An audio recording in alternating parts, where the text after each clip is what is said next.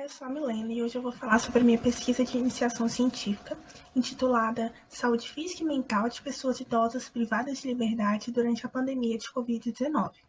Ela foi orientada pela professora Moema e obteve como co-orientador o mestrando Rafael Neiva. Bom, a pandemia da Covid-19 ela impactou todo o mundo e o sistema prisional brasileiro ele não ficou de fora. Então, houve uma necessidade de redirecionar a atenção e a assistência a todas as pessoas privadas de liberdade. E já sabe-se, né, que as instituições penitenciárias elas possuem a característica de superlotação, de um alto histórico de disseminação de doenças infecto-contagiosas, de altas taxas de insalubridade, o que impossibilita a realização do distanciamento social e de outras medidas de prevenção contra a Covid-19, resultando assim em um alto risco de transmissão do vírus e tornando os presidiários mais vulneráveis. O cárcere privado ele já representa o isolamento social, então a necessidade da realização do isolamento social para a contenção do vírus implicou um fenômeno denominado superisolamento, que é o isolamento dentro do isolamento. E o superisolamento ele é capaz de acarretar consequências negativas para a saúde mental dos presidiários. Assim, considerando que os idosos possuem comorbidades e já representam um grupo de risco para o desenvolvimento da forma grave da Covid-19, justifica-se um estudo acerca da saúde física e mental de pessoas idosas privadas de liberdade em superisolamento. O objetivo do estudo foi conhecer as vivências de pessoas idosas privadas de liberdade após testagem positiva para a Covid-19. É uma pesquisa exploratória e descritiva, com abordagem qualitativa com pessoas idosas do sexo masculino privadas de liberdade no Distrito Federal. Foram incluídos internos com 60 anos ou mais, após testagem positiva e término do período de isolamento preconizado, que eram 14 dias.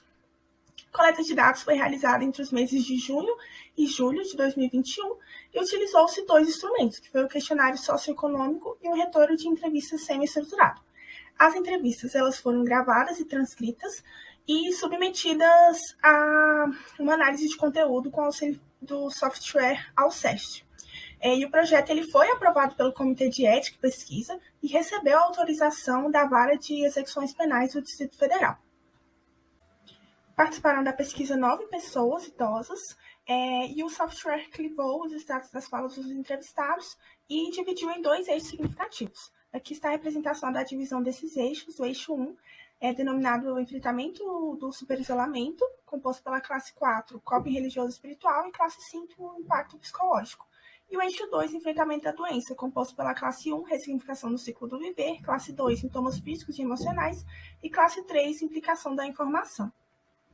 Bom, a classe 4 indicou que as crenças religiosas, elas favoreceram a readaptação durante o superisolamento, e a classe 5 indicou que o diagnóstico positivo e a suspensão das visitas causou algumas alterações nos indivíduos, como medo, ansiedade, tristeza e insônia. E estudos indicam que a suspensão das visitas intensifica a questão da saudade, da preocupação e da dor psicológica. No eixo 2, a classe 1, foi observada uma certa ressignificação da vida, com uma expressão de arrependimento para algumas questões cometidas, ações cometidas, e na classe 2 foi observado que os sintomas físicos da doença proporcionaram maior tranquilidade com relação ao curso benigno da mesma. E estudos indicam que pessoas mais idosas sabem administrar melhor emoções quando confrontadas com doenças graves, como a pandemia da Covid-19.